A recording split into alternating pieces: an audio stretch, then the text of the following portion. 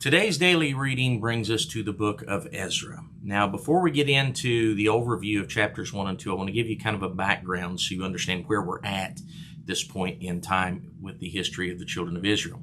Prior to this, the children of Israel had two kingdoms. They had the northern kingdom of Israel, and they had the southern kingdom of Judah. They had split after Solomon's reign, and Israel went along, and they had continually wicked leaders all throughout their history. And God brought them into captivity of the Assyrians about 180 years prior to the events of the book of Ezra, or the beginning of the book of Ezra.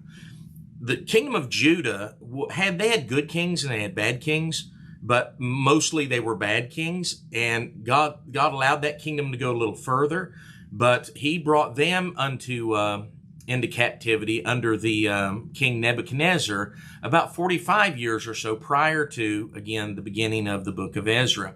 And so when the book of Ezra takes place, all of the children of Israel have been taken out of the land in which God promised them, and they were in servitude in Babylon. And so that brings us to the book of Ezra. Now, right prior to the book of Ezra, there was a kingdom change. Nebuchadnezzar was no longer king over all the land. King Cyrus the Persian king had come and overthrown King Nebuchadnezzar.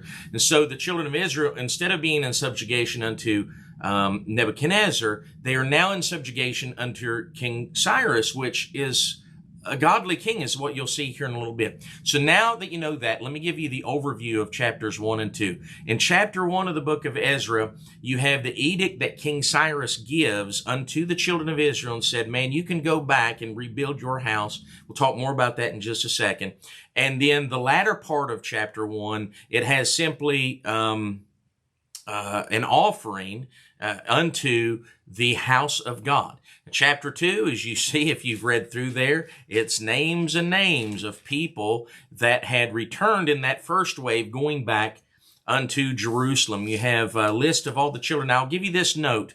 A lot of these, at least I'll say through verse 2 through 20, when it says like the children of Babai in verse number 11, or the children of Asgod in verse number 12, those are people, and that's their lineage.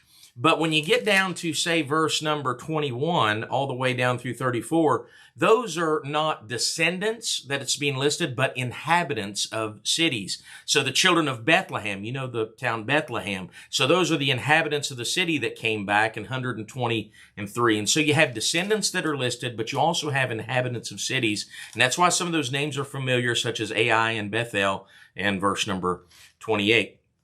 So chapter number 2 is predominantly a list of all the people that were coming back, the children of Israel, the priests, the Levites, the singers, the Nephilims, and so forth and so on.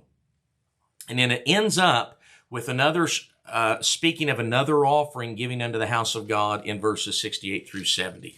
Now, as far as takeaways today, I just want to give you a couple things, and that is, I want you to look at King Cyrus here in the first part of this verse.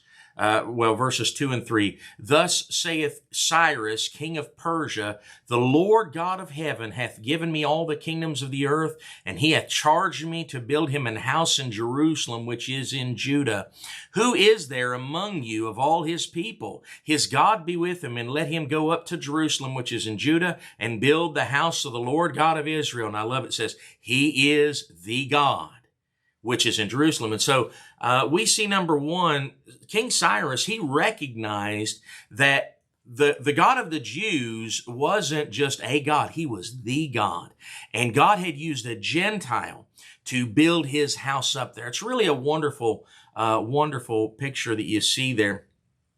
And then between chapters 1 and 2, you see essentially a bookend of offerings that are given. King Cyrus, all of the stuff that Nebuchadnezzar took out of the house of God, King Cyrus gives unto the children of Israel to go put back in the house of God. You see that in chapter 1. You see him calling on others. In verse number 4, he said, whosoever remaineth in any place where he sojourneth, let the men of his place help him with silver and with gold and with goods and beasts, beside the freewill offering for the house of God that is in Jerusalem.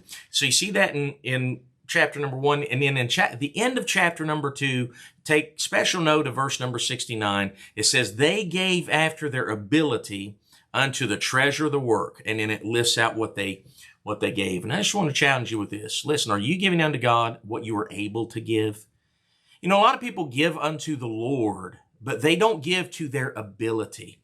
Listen, if God has prospered you, whether it's time, talents, treasures, whatever it is, and you are not giving unto your ability, you're robbing God. And so I just encourage you to give unto God what is God, unto your ability in which he has enabled you to do. So that's our study for today. God bless, and I hope to see you tomorrow.